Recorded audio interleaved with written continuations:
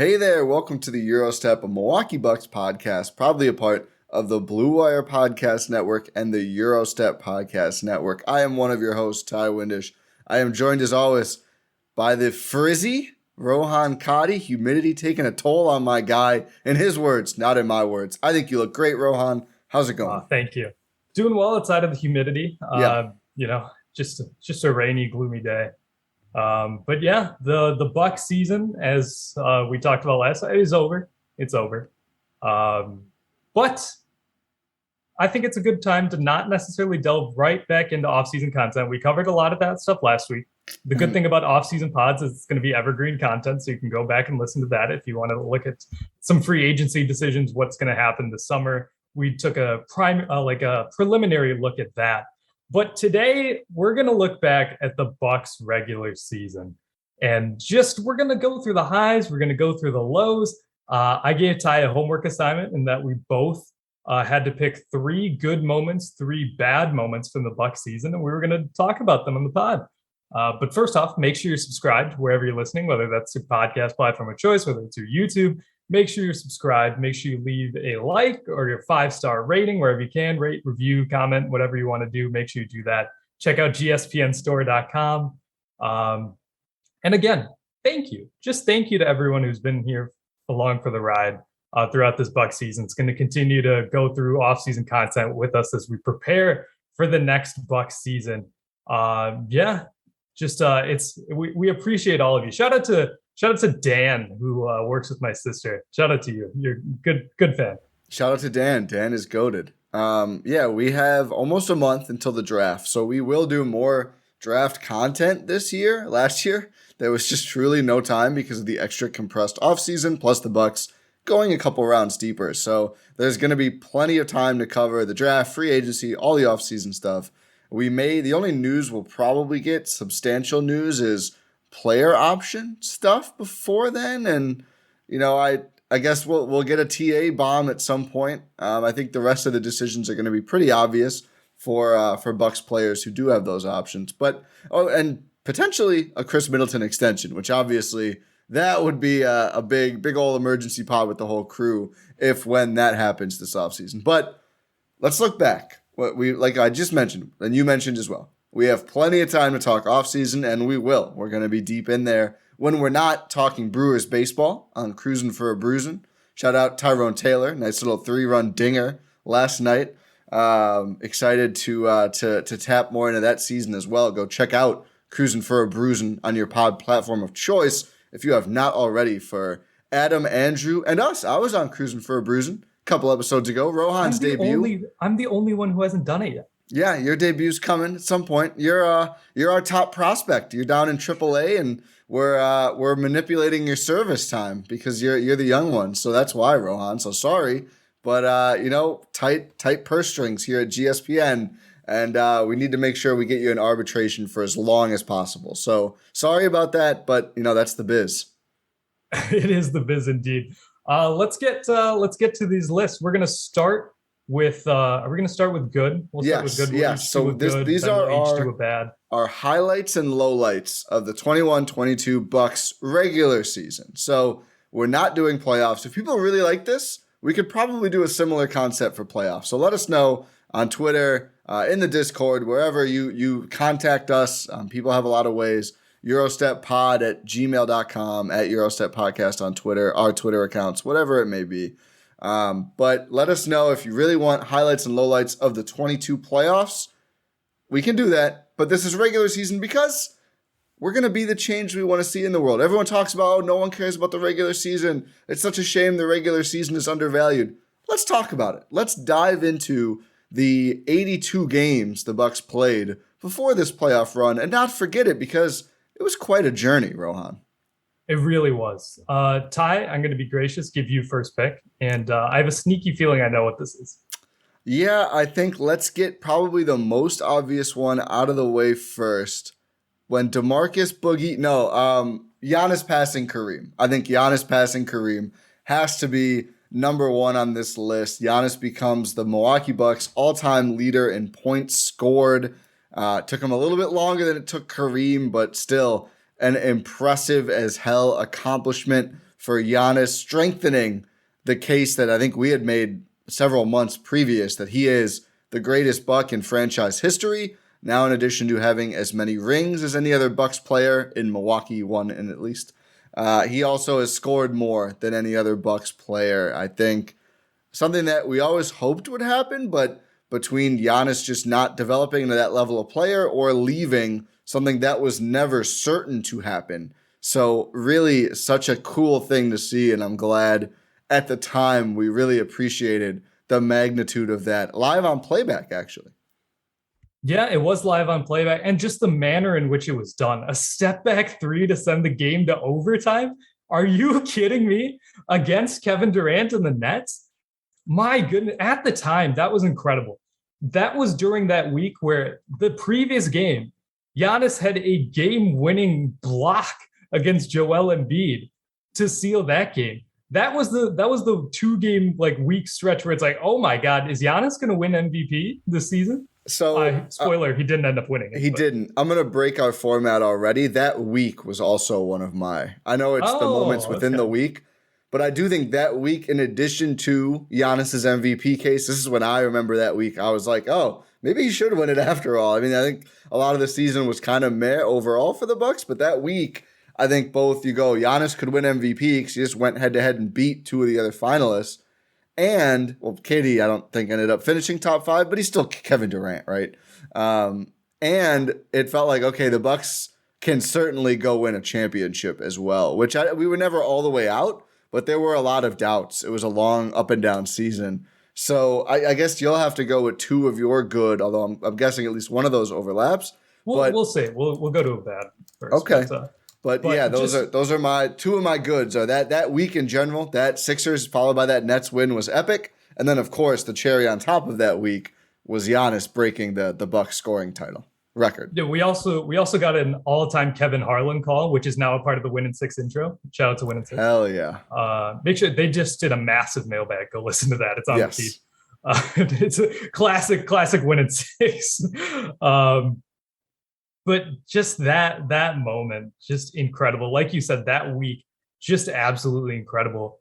Like, we're doing this exercise to really put some value on the regular season. But the regular season is where you get these moments. Like, just these stretches of time. I know you can get them in the playoffs, but it's a lot less common because guys are just going 150%. It's all dragged out. It becomes just a slugfest, as we're seeing in these NBA playoffs. You just get these stretches of absolute pure dominance. And when you have one of the greatest players of all time in Giannis Antetokounmpo, you get to witness these moments, these stretches of time where it's just like, what on earth are we watching? Are we actually we are so lucky to be able to witness this in real time. We don't need to go back and say oh my goodness, this week where Hakeem Olajuwon was doing this, go back, find the tape, check the tape. We're witnessing this in real time. We are witnesses of greatness in the moment. And I think that's something we need to appreciate. Couldn't agree more. It really is epic. And I think Giannis being a common denominator on a lot of our highlights would not be a big surprise. No. Also, something that we can shoehorn in here that is a little bit of news. Giannis, first team All-NBA. Only unanimous first team All-NBA this season. First player in NBA history to be unanimous first team All-NBA for 4 consecutive seasons. That's ridiculous. That's ridiculous. 4 years in a row, every single voter 100 said 100 out of 100 said, yeah, this guy is one of the top 5 players in the world, in the league. Yeah. One of the top 2 forwards. Without a doubt. One of the top 2 forwards in a league that features Kevin Durant, LeBron James, now Tatum was first team. Kawhi Leonard, although I don't know how many of those teams he's been on because of the injuries, but at least a couple over 4 years. He just missed this season. Yeah, true. It always feels like longer because he missed part of last playoffs too. But Paul George, who's been, I think, either first or second team forward, some elite talent. And we're not talking about those guys are clearly better or have had better seasons than Giannis. But the fact that and we've seen some dumbass votes and ballots from these voters, The fact that 400 out of 400 times the last 4 years, everybody said, yeah, no, I mean, those guys were great, but it's who's going to be next to Giannis as a forward, not who's, gonna supplant him. And honestly, you can throw in Nikola Jokic and Joel Embiid, who I think were both eligible at forward as well. Even the voters who tried to squeeze them both on the first team, they too were like, well, Giannis still has to be there. Like, it's pretty incredible. And I'm surprised it's never happened. Certainly it should have with LeBron at some point. I mean, that's pretty silly that it never did. But I think it does speak to Giannis's dominance and consistency. I think his work on both ends of the floor, all of it. Like, he is the greatest, the best player in the league right now. Yeah. And you said, you mentioned it's not like we're saying all of those players that we mentioned are better than Giannis. We're not saying that. We're saying that it's clear that Giannis has been better. Yeah. Pretty apparent to the voters. It's undoubtedly better. They should switch the format, though. Sure, he's still unanimous. No, I know. Yeah, it doesn't have anything to do with that. But it's silly that Joel Embiid has been second team in the last 2 years. I think it's silly. Embiid did not win MVP, didn't even get first seed. But he was he second at MVP the last 2 years? Yeah. And has to be a second team All-NBA guy because of the NBA positions are so murky. Like, you look at the guard forward switch, like Chris should have been All-NBA and he's not because of the way they do positions. Like, he had the votes. No, it was 2 years ago. Well, yeah, like not this past season before. Yeah. Just to make that clear, we're not saying Chris should have been All-NBA this year. No, not this year. He was an All-Star though. But yeah, it's just silly the way they do it. Like, I don't know. People feel strongly both ways for whatever reason, but the team doesn't have to play a game. And I actually think this is not as bad as a couple years ago. More than a couple now. I'm old. When like DeAndre Jordan is an All-NBA player because we need 3 centers. Like, at least now the league is better off on centers, so I don't think we'll have that happening anytime soon. But who was the third team center? Was it Gobert? It was Gobert or Towns. I don't remember which. Oh, I think it was Towns. I think it was Towns, yeah. It's just silly to me that players get bumped down or left off entirely because we need 6 forwards, 6 guards, and 3 centers when, some of the guys who are eligible at guard and forward, like those 2 positions are very murky now. I mean, I think Jimmy Butler has made it as a guard recent years. He plays power forward, but he handles the ball. Like, that's guard stuff. I just don't know why. I agree. Just do tiers. It's basically tiers of best players in the league. That's how the league frames it. Yeah. So you might as well vote it like that. Yeah. Like, no disrespect to Devin Booker, but come on. Yeah, I know. It looks really bad now, considering like even is it him and Luka are first team and then Steph is second team? Luka's fine. Yeah, Luka's fine, but I think we're all feeling a little silly that Steph was not viewed a little higher coming into the playoffs now. I also think everyone's feeling a little silly that Giannis was an MVP. Maybe. I don't know if people care about that. I saw a lot of the discourse. I mean, everyone was saying, like, not everyone obviously, but a lot of the discourse was like, yeah, Giannis is that he's the guy. Yeah, and that'd be louder, I think, if they were still going. But alas. So was life. Yeah. Okay, so it was Giannis passing Kareem one of your highlights? Yes. Okay, yes. So now lowlights. So how about you go first? Because I already burned through 2 of mine. Okay, I don't know if this is on your list or not. But it is December 2nd, 2021. It is the day that it was announced that Brook Lopez had back surgery. It was my number 1. Yeah, Brook being ruled out for long. I just put out for a long time. I didn't pull up the date or the numbers, but man, that was a deflating feeling. It was just after only playing in game 1 against the Nets and then listing him out with back soreness the rest of the way. Just a random drop. Oh, yeah, by the way, he had back surgery, and there's no timeline. There's no type of back surgery. This is what, like, I've had multiple meltdowns about this. This made me lose complete faith in the Bucks organization in terms of transparency. It gave me no faith. Don't forget the Shams report. Yeah, the Shams report. Brook Lopez was on there saying he has a target. I feel great. Yeah, I feel great. I'm ready to play. I have a target date in mind. Nope, back surgery. Camera cuts or internet cuts for a second. Like, no, Brook, no.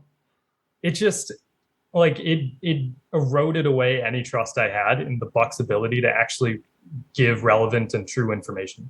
And looking back, I do think that they really did not know for a long time. But just say that. Like, just say, like, we're evaluating him.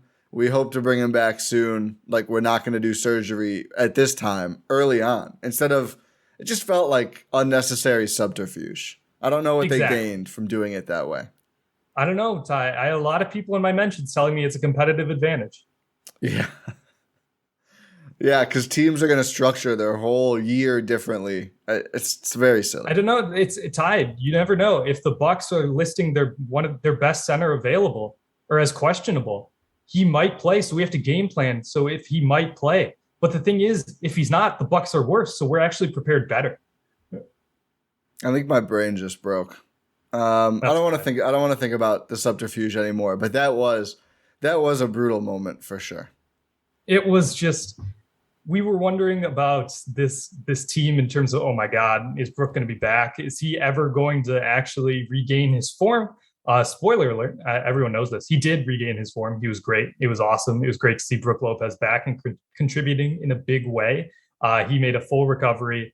He seemed like he was actually bouncier than he usually was, than he was before. It all worked out in the end, but just the agony of those months of being like, okay, what's actually going on with Brook Lopez? Yeah, He's been out with soreness, which is day to day for months now.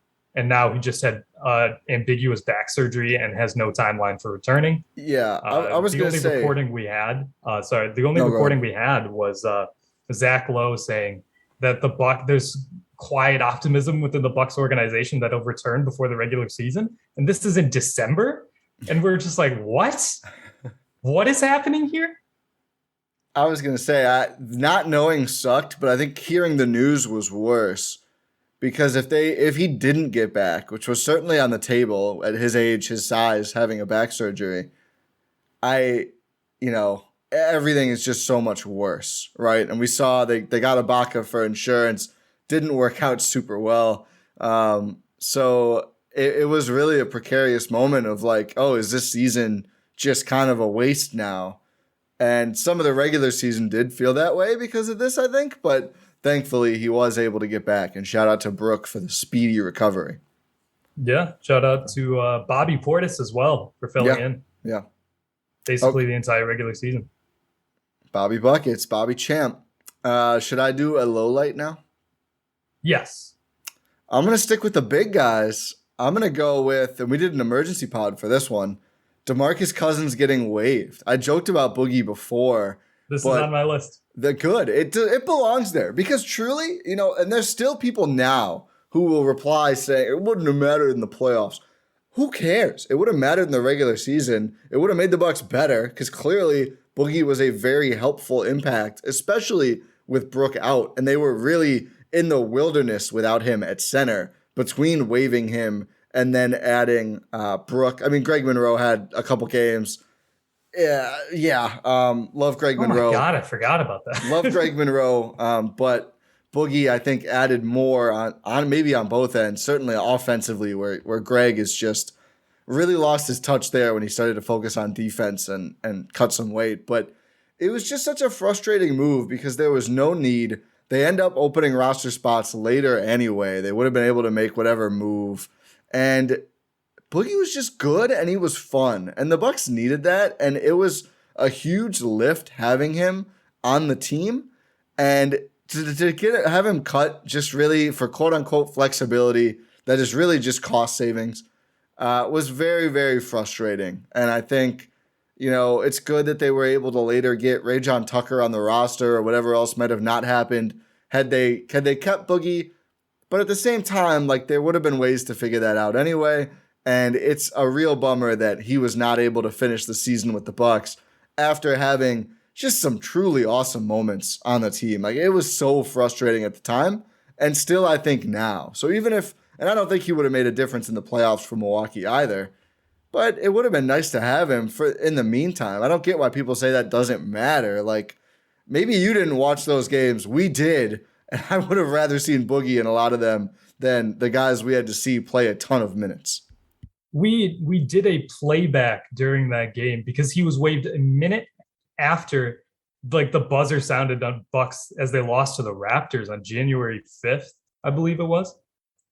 And it was just, like you said, we did an emergency pod on it because it was just such a wild thing.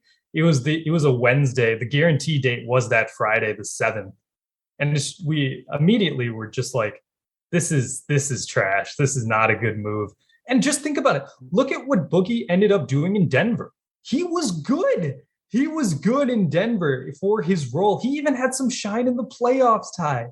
Like, come on. What are we doing here? Like, I get the Serge Ibaka trade did not work from a player perspective. I know they got picks. Before you yell at me, they did get second round picks. Serge Ibaka, that trade did not work at all. I think it was a bad trade. It didn't make any of my lists. It didn't work out. I just don't think it was a disaster. I don't think it mattered that much. But no, it was not a good trade. No. Like, if you just keep Boogie and then maybe go and get someone else for Dante, because I feel like they went and got Serge because they were unsure about Brook Lopez. So just keep DeMarcus, who was good for you. Like, you have to pay Serge Ibaka anyway. Like, that money is still coming out of your payroll. Like, it baffles me. Yeah, it was eminently frustrating. His production in the regular season was basically the same with the Nuggets and Bucks. Just a useful player to have around. And I think I'm pulling it up now, but if I remember right, he had a pretty big impact on the Bucks net rating when he was on the court. NBA stats is taking a little while. The Bucks were plus 7.7 with Boogie on this regular season. To put it in context, the only three guys who actually played a lot who had a bigger impact were Giannis, Drew, and George Hill. Javin DeLaurier, plus 57 net rating. Maybe find a spot for him next year. His 3 minutes were really dominant.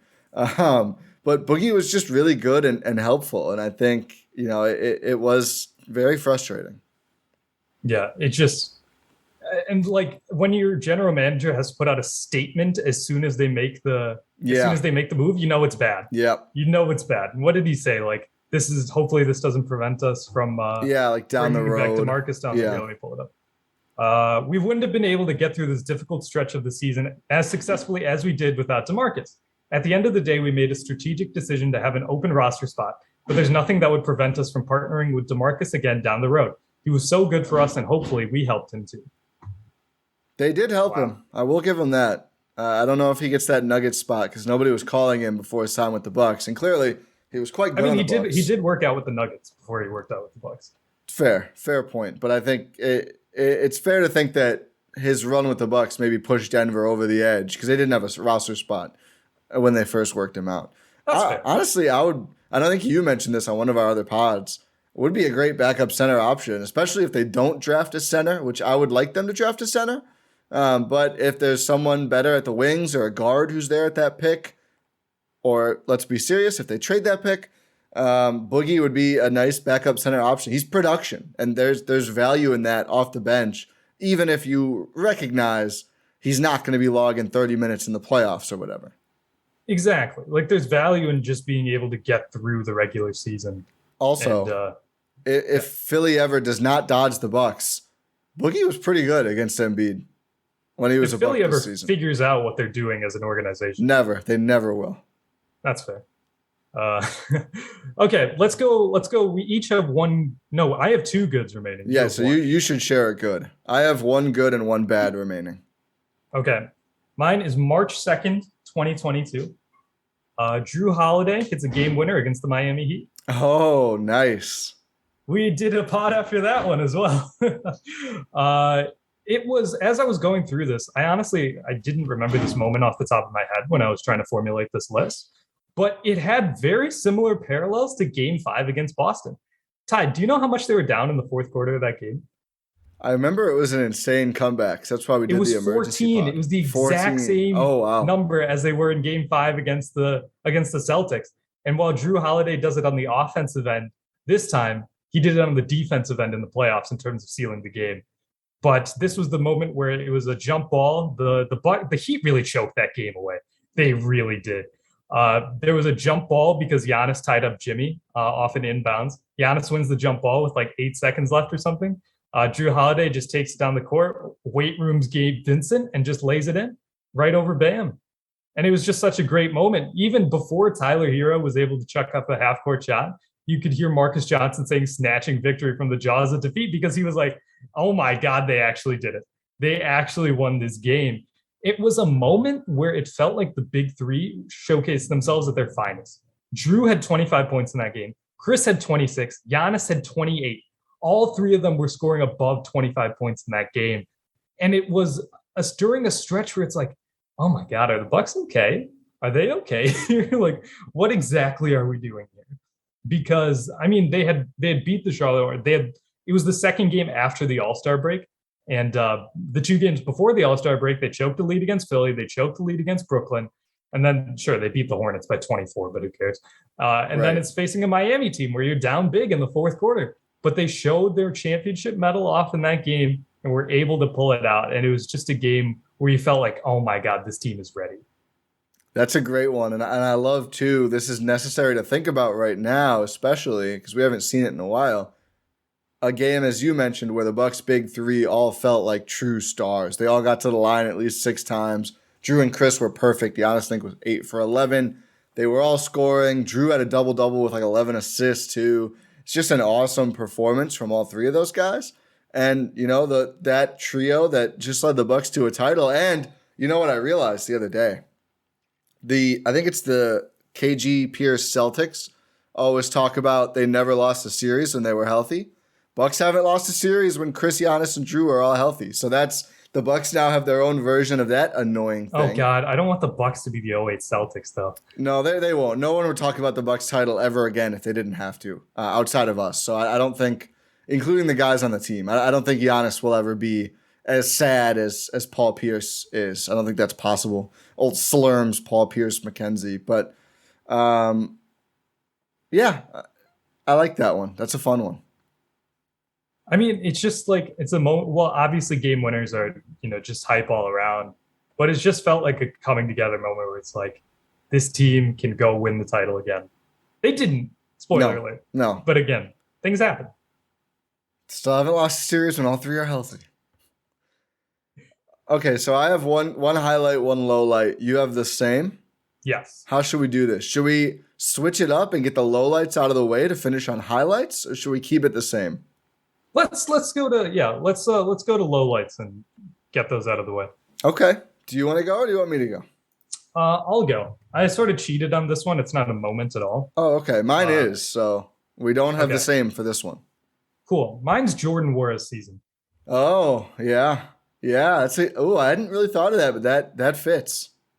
I was so high on him coming into the regular season, like after last offseason, especially after his time with the Olympic team in Nigeria. I was just like, man, there's a promise of another shot creator on this team. And he had his chances during the first half of the regular season. Guys were in and out of the lineup. He was getting consistent playing time. He was able to make an impact. He just couldn't. He didn't. Whatever offensive juice was there was sort of come and go. Defense wasn't there. Mindfulness wasn't there. He was making stupid mistakes. And it was just like, man, I thought the Bucks actually had a chance at a decent prospect here, and now it's all turning to garbage again. And he's not going to be on the team next year. No. And he if you think back, and I know we're focusing regular season, but the idealized version of Wara is exactly what the Bucks needed against Boston. And, it's the same. It's not just on him, obviously. Like, they also needed Grayson and Bobby to play to their offensive standards, which they didn't. But if you do have another option, a guy with a quicker trigger, and I think even more proclivity to get hot via shot making than either of those guys, at least at times we saw that from Jordan Wara, that would have been hugely helpful. But as you say, despite having a ton of, this was the perfect season for a role player to break into the Bucks. I mean, there were so many chances for guys, a young, unproven player. Unfortunately, it didn't really work out for Javon Carter. We'll see how next year goes, at least playoffs-wise. I mean, I think regular season-wise, he looked great. But, yeah, that was certainly a disappointment. And, yeah, it probably will mark the end of Jordan Wara's Bucks tenure. Where do you think he goes next year? My money's on Houston. I actually wonder if it'll be OKC. I know they have too many guys and picks already. I assume there's going to be some moves happening. But they need guys who score. I feel like so many of their prospects are just not big-time scorers. We'll see who they draft. But, like, these guys like Baisley and even Paku, Josh Giddey, like I just feel like they need more points around Shea. And I think he could actually be a pretty fun. Lou Dort kind of scores, but certainly more of a defensive minded player. I think he'd be actually pretty fun out there. He would be. That's a good shout. I Yeah. think he'd be fun there. I just say Houston because that's where Bucks go to die. Yeah. Uh, Detroit? Because no, it's not Detroit anymore. Well, that's why it shifts. So maybe this time it'll be OKC. I mean, we saw DJ Wilson go out there. Yeah, I think. See, the thing is, Detroit actually wants to win. I think they have a solid chance to beat Frisky next year. Yeah. So maybe not sure. I actually could see him like randomly winding up in Portland or LA and averaging 14 points a game. Part of the Damian Lillard trade, sign and trade? Question There we mark? go. God. I'm gonna move on now that you're doing this. At least you didn't say a buyout this time, so it could be worse. My last low light, February 10, 2022. Do you remember? I don't remember any dates, so I'm hoping that you don't remember one too. So I don't feel like February 10th. Is that did Giannis get hurt or something? No, the Bucks lose 131-107 to the Phoenix Suns and lose Pat Connaughton to injury. And I think that was the loss felt terrible because this is again one of those games where the Bucks were not having the greatest run. It's like, oh, they have a chance to really prove themselves. They were losing to some bad teams, I think. And we were like, oh, they're just not trying. And we'll see them try against Phoenix. They're going to get up for this game. And they get absolutely smacked. Phoenix looks like the much better team. After a pretty competitive first quarter, the Suns just run away with this thing in Phoenix. And you lose Pat Connaughton. We find out, I think like 4 days later, that we actually get the real injury report that he got surgery and he's going to be out. And then that's a whole nother deal of like, oh, how long is Pat going to be out? Is Pat going to be right for the playoffs? They just got rid of Dante. We needed this depth. This is brutal. That to me felt like I think the Dante trade was good process. We saw clearly later that getting Ibaka was not the right move. And this would have been the time when you could have really used him in the regular season. And it was not a good feeling at all. So I think that injury plus, getting absolutely walloped by a team that went on to be complete frauds in the playoffs, not a good day. No, it was not. Oh my goodness. Yeah, that was not fun. What did they were on a West Coast road trip. They actually went where did they go? They went 3-1 on that road trip, which was decent. The only loss was to Phoenix there. But yeah, you had Campaign dancing in the locker room after the game. Yeah, because the Suns clearly really wanted to win this game. Which credit to them, they took that revenge matchup seriously. Only, by the way, to get beaten a month later in Milwaukee. By the way, which I don't think someone was out for that game. I think it was either Booker or Paul was out for that game. But yeah, that was a deflating moment. Pat Connaughton, like we talked about so much, just such a key piece to this team. And we were facing the potential of him missing out on some playoff time. We're like, oh my God, is Pat Connaughton going to be back for the playoffs? How much is he going to miss? I was concerned about his shooting because it was like his thumb on his shooting hand. And I was like, oh my goodness, is his shot going to go away? It was a lot of panic. And like you mentioned, there was a lot of panic about the Bucks' depth. Like you said, they just traded away Dante. Yeah, that was not a fun time. Not a fun time at all. Honestly, the game the Bucks won against the Suns might have qualified too. No Booker and no Chris Paul. And it took a 41-point fourth quarter to squeak out the win. They won the fourth quarter by 9. They won the game by 10. So they go into the fourth up 1 against the Suns in Milwaukee without Booker or Paul, with all three of Drew, Chris, and Giannis playing. That was not an ideal game for the Bucks either, but at least that time they won, and I don't think anyone got hurt, which is always a plus. For sure. But yeah, Pat, that's a good one. That's a good pull. We're done with lowlights. We are. I have my honorable mentions. If we want to run through those now for lowlights. Go for it. The first one, I feel bad calling these guys out. Promising young players. December 18th, 2021, when we had to watch Darius Garland, Jared Allen, Lauri Markkanen, etc. absolutely pummel the Javonte Smart, Mamu, Jordan Nwora, Boogie, George Hill, Thanasis, Pat, and Shemi Ojale Bucks. Javonte Smart played 44 and a half minutes, scored 4 points, shot 2 for 14. Mamu plays 42 minutes. Wara plays 41 minutes, 25 for TA. It was just tough to watch, and we hopped on playback for the end of this for some reason. I don't remember why. We did it at halftime because they were just getting beat so bad. We were like, we need to talk about this. I remember later regretting that decision because I was like, this was not that fun. I mean, it was fun to see those guys really get a shot, but yeah, they just got murdered by the Cavs. It was not fun. Yeah, at least the second time the Cavs murdered the Bucks, it was because the season was over and they were resting. This one, they just like ran out of players basically and decided to punt a game. And I really hope we can get through the next season without so many injuries. And this was a heavy COVID protocols time as well. I really, external signs not great on that front, but I really hope we can not have this much trouble getting through the next season. For sure. Did you have any other honorable mentions for lowlights? Yes, I have one more. And I remembered it actually looking at a box score for a different game. DeAndre Bembry injury. This was that's tough. Ended up really, I think, costing more than maybe it seemed at the time after Chris gets hurt as well. Just having that forward option would have been really nice. But yeah, I think that it was tough to see because he had barely gotten to play. He had a good relationship, it seemed like, with Bud, and would have been a very useful guy to have around. Ultimately, I think ends up becoming the Rajon Tucker roster spot, and Tuck wasn't able to get much shine, which makes sense coming in right at the end of the year. But I think Bembry could have been an important player at some points, and really tough to see a young guy on a very good team with maybe a real role lose the rest of the season to injury like that. So get well soon, DeAndre Bembry. Yeah, get well soon, especially the manner in which it happened. Just a wild closeout on a three, where it's like no one else is trying, and he's like, man, I'm going to go try and do this. And then he ends up getting lost for the season and a lot of next season too. Just that's super unfortunate. Get well soon, DeAndre. Yeah.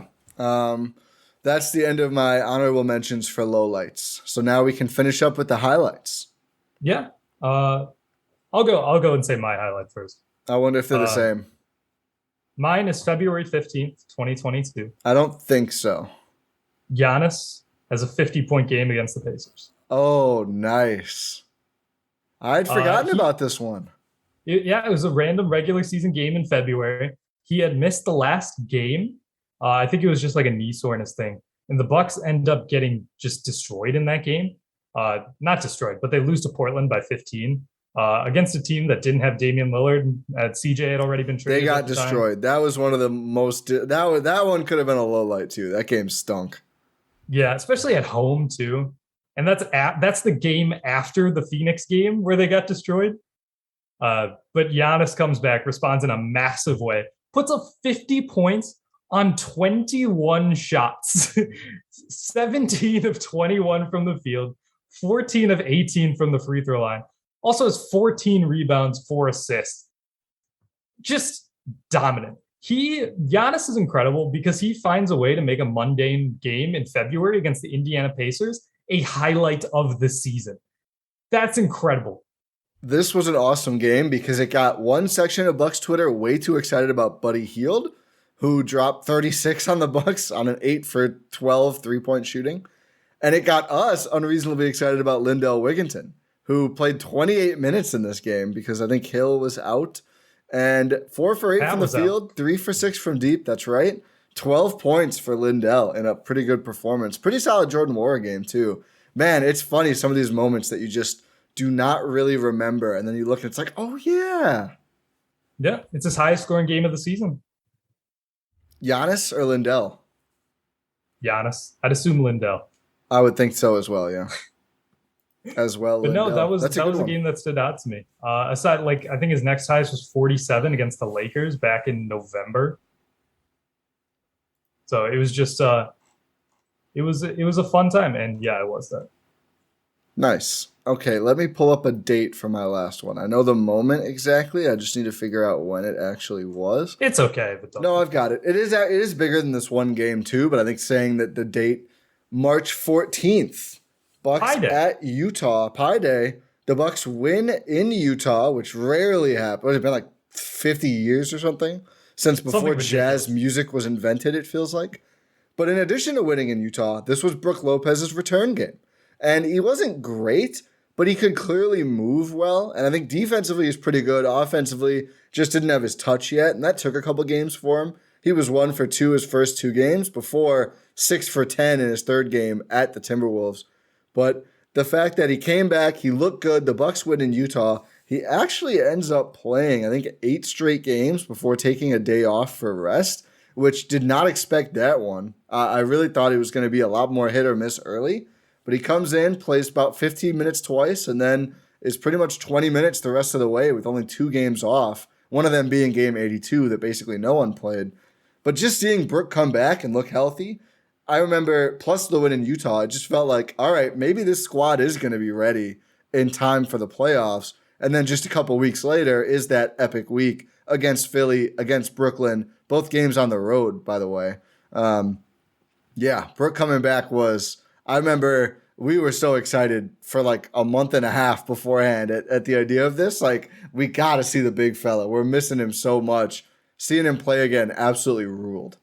The first time they were in a drop defense, I was just like, I know. it made me feel some things, you know. Such a funny was- coming around moment after all the complaining we did about it in previous years.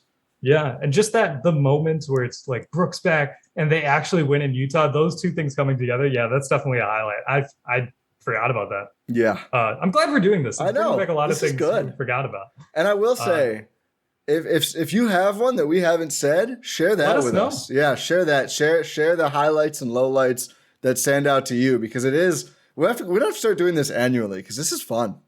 It is fun. I agree.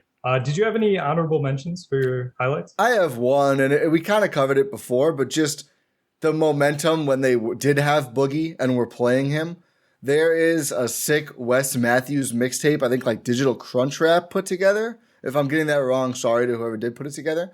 But there's a play where I think Wes dishes to Boogie or vice versa in there, and it's so hype. And they just had so many fun moments, so much big momentum and ones, everything else. A lot of missed threes, but an occasional made three. But there was just some fun times in that Boogie ride. So I'd say just the general Boogie momentum when he played absolutely ruled. That's right. I did have one honorable mention nice. for highlights, and that is you already mentioned this game. It's the last game of the regular season against the Cavs. April 10th, my sister's birthday, by the way. Oh, nice. We get Jordan Wara playing 44 minutes. We get Mamu playing 42. TA playing 40. Oh my god. TA putting up 27 points on 14 shots. He hit a 3. Do you remember when it seemed like they were going to make a comeback for a second? I thought they had a chance to win. They did. They had a 1% chance, but they had a chance in the second half. They had a little momentum there. They did. What did they Didn't they make the starters come back out for Cleveland? Yeah. Oh. I think so, at least. Or maybe they almost did. I don't remember now. But they outscored the Cavs. Got outscored in the fourth quarter by 14 in a game that Milwaukee lost by 18. Oh, I remember. Honestly, I think they could have hung in there, but they only had 5 or 6 guys. 6 guys, I think, played. 6 guys. And they 7. Wait, seven. Six. No, 6. Yeah. Oh, Drew played 8 seconds for his bonus. That was sick too. But they had 6 guys who were actually going to play. And clearly Bud just instructed the team to not foul because they did not contest any drives in the entire first half. So honestly, could have been a closer which led to game. the Cavs putting up 46 points in the first quarter. Kevin Love went crazy in that first quarter. That was a fun game. Like, I'm a basketball sicko, so these type of things like make me happy. Kevin Love and Lauri Markkanen combined to score 55 points in 36 minutes. That should never happen. That was crazy. Kevin Love was getting like Klay Thompson heat checks in that quarter. It was wild. And they were going in. 46-20. Yeah, the Bucks won both second half quarters. Yeah. Oh yeah, they did. But just anytime TA puts up 27, it's going to be close to a highlight for me. Yeah, 100%. Yeah, I figured you'd sneak TA in somewhere. That's a good time to do it. I also realized we forgot a little bit of news as well. Oh, what's that? Giannis, first team all defense. Drew Holiday, second team all defense. Oh yeah, I forgot. That was like a week ago now, or almost a week ago. Not quite Something a week like ago. that. Yeah. Couple days. I was pleasantly surprised Drew got in there. I was worried he Same. was going to get snubbed, so that was cool for me. It was nice. Giannis again, deservedly so. Oh yeah, Drew deservedly so. I do think the rest of the roster needs to take a look at themselves and say, hey, when we have two all defense players, literally, maybe we should be a better defense because it's not in them. yeah. You know, food for thought.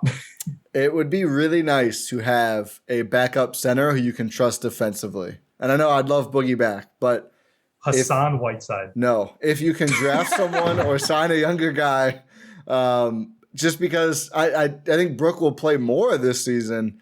I don't think he's going to play 82 games, nor should he. I think the Bucks probably need to put him on the Iguodala track of, he plays like 25 minutes or less a lot of nights and doesn't go 110% every game. So it would be nice to have someone you can at least sort of rely on the back line. Where's my guy Bismack Biyombo at? I was going to say, Bismack, what's he up to? Maybe he wants to get out of Phoenix. It sounds like everyone does. What would you think about Jay Crowder, by the way? I wouldn't mind it. I feel like he would probably kill them with cold shooting at some point, but everyone does. So having another guy you can rely on defensively would be nice. Switchable too. Yeah, actually, you know what? Let's table this. I kind of want to do for a pod, like, what do the Bucks actually need? And whether it's specific players or archetypes or moves or whatever else, I think that could be a fun pod. So that can be another, maybe next week's off-season-y podcast. We'll dive into that. But before we get to next pod or even the outro, you probably thought I forgot. But it's time for Choose Your Fighter. I did think you forgot. I know you did. You don't believe in me, but it's okay. I forgot. I hope you've seen at least one episode because I picked 3 shows, 3 good to watch, just like put on and have on comedies. I left off The Office. It's too divisive. I don't want anyone's Office takes. I don't care. I enjoy it, but everyone on the internet has a terrible take about The Office, so I left it off. Here are your options: Always Sunny, Parks and Rec, Brooklyn Nine-Nine. It's a tough one. It's a tough one. That's 3 hitters. It is. Have you seen all 3? Hitters. Yes. Good. Perfect. Okay, this will be good then. Always Sunny less than the other 2, though. Oh, wow. Oh, you've seen it less, you mean? Yes. And you're probably also ranking it less because you've seen it less, I would assume. Oh, that's tough. Is that something I should watch? Oh, yeah. I think... Where can I watch that? Hulu? Hulu? Okay. Hulu, I want to say, has it. But I don't even know if I have Hulu. We'll see. I think it's somewhere else, too. Everything's moving around now. But I think Always Sunny, it's important to note, if you try to start it from the beginning, the first season is the worst. The second season, they introduced Danny DeVito, and he adds a whole new... It's honestly, it's Park and Rec's like. I think Parks and Rec, whole different show after Ben and Chris arrived, which I think also was their season 2. So both of those shows, I think, really start slow, but then they pick it up big time. Yeah, you had Mark Brandanowitz in the first season. I like Mark, but there's no way he would have been good for any more episodes. No. Like, I think they got him out at the perfect time. Yeah, and especially adding, like, Rob Lowe and Adam Scott. Adam Scott, yeah. Yeah. The thing is, that's tough because, like, all 3 are great. This is a good one. This is a really good one. I'm gonna have to come up with something good for next time. This will be a good poll. We forgot to do the last one as a poll. We'll have to do this one. Oh yeah, for sure. I might lean 9-9, but that just feels that's like, a fair take. I've watched Parks and Rec more. I've done that more. I think personally, in order of funniness, not which is the best show, it's for me Always Sunny, 9-9, Parks and Rec. I don't think Parks and Rec is as funny as the other 2 shows, but it's very comforting. It's a very good show to put on. I think I lean Always Sunny. The highs are very high. Some extremely problematic moments from a sitcom that pushes the edges and started such a long time ago. But the highs are really tremendous. Like, there's some bits that come together, and you're just like, oh my god, this is crazy. But 9-9, honestly, I think 9-9 I think I might be pick second. 9-9. 9-9 is really good. Yeah, 9-9 is fantastic. It's so funny. Like just like the quick quips they have, the quick hitters, and plus like the overall plot of every episode. The cast is really deep too. The cast is awesome. Yeah. I think I might lean 9-9. Parks and Rec is really good though. Fun story. When I was an undergrad, during like the summer, I would work in like a research lab, and there was like conference rooms available for people to like rent out so they could have like meetings. Like you have to sign it out.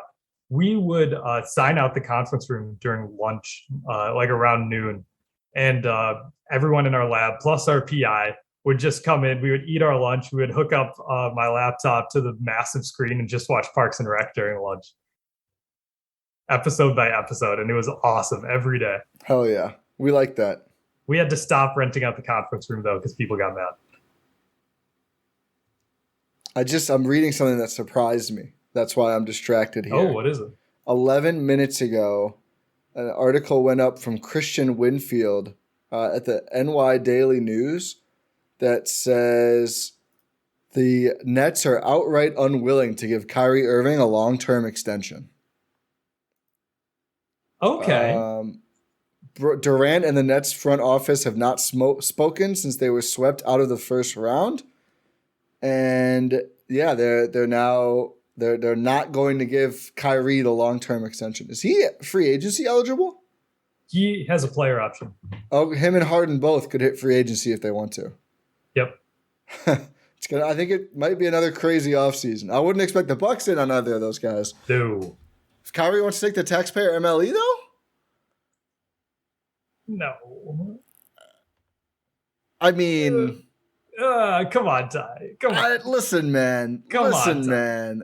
Taxpayer MLE. Listen, I understand. Okay. I mean, you know how gerrymandered we are. I don't think we're gonna get that mandate anytime soon. Listen, hey, I'm not happy about it, but You're not wrong. I wouldn't enjoy rooting for Kyrie the person. But as your backup point guard? Oh, I think Kyrie, Drew, Chris, Pat, Giannis that's your closing lineup against a lot of teams. That's a crazy lineup. Now I'm full Rohan territory. That's not happening. That's not happening. But he may be going somewhere else, so we'll see. Where though? I've seen the Clippers sign and trade, and they take back like one of their non-PG Kawhi guys. Like Norm Powell or Roka? Probably Norm, yeah. Yeah, it'd have to be Norm, right? That's interesting. Clippers are nuts. The Clippers would go for something that crazy. The Clippers are nuts, but in like the best way possible. They're spend happy. That's for damn sure. And that trade would take it up another level. Yo, Steve Ballmer, buy the Bucks, please. Almost, but I think he would have moved him was the issue. He would have. He would have. Wouldn't have been worth it. I mean, buy them now, maybe, if you want to. You can't own two. Can you not? No. Why not? Because you'd clearly favor one and like sell the Clippers. Oh yeah, we're gonna trade. Imagine if Steve Ballmer buys the Bucks. It's like we're gonna trade Giannis. Yeah. Giannis for Marcus Morris. That'd be wild. That's why. Because of course, he's gonna own a team in LA and Milwaukee, and I'm sure he's gonna treat them equally. Nah, sell the Clippers team while it's high. I mean, he should sell the Clippers. The Clippers are constantly a sinking ship. So I think that would be a good move. Though. Yeah, I think it's probably going to be. I mean, they are. They broke ground, didn't they? Yeah, no, they did. Yeah, in Inglewood. We're way off. Yeah. It's time to wrap. I'm also I'm 1 minute late for a meeting, so sorry. Oh Nick, my God, Ty, you didn't even tell me about this. I know. Thank you for listening to this episode of the Gyro Step here on the Gyro Step Podcast Network and the Blue Wire Podcast Network. If you did enjoy the show, make sure you are subscribed on your podcast platform. Chase, leave a 5-star rating wherever you can. Make sure you subscribe to the YouTube, subscribe to the Substack. As Pat Connaughton said, make sure you protect kids, not guns. I'm tired of people getting murdered. Hell yeah. Please do something about that and be outraged. Continue to be outraged because this is an epidemic. It is a problem. It is a public health crisis that kids are getting murdered. People are getting murdered. Pod random. We will talk to you next time.